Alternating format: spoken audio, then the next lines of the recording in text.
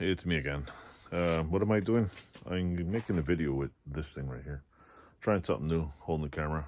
And I don't know if I look, I can't tell where the hell you're supposed to look on this thing. But anyway, I made this little cheap thing here. And I just thought I'd do a little review. I was doing some buffing on it, and it actually does the job. Believe it or not, if I can grab this camera here and show you. Believe it or not, it does catch all the crap. So, me making the thing behind me right here actually kind of did a pretty good job. It was only a simple gig, and I wanted to make a big metal box on here, make a nice little shroud, kind of just cover this up, whatever. But you know what? Sometimes you just got to make like simple, simple jobs.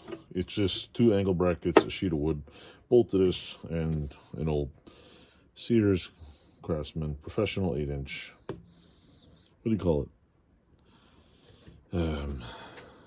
Buffing wheel. I got it off a friend of mine. I think he sold me at $50, so he might have given it to me.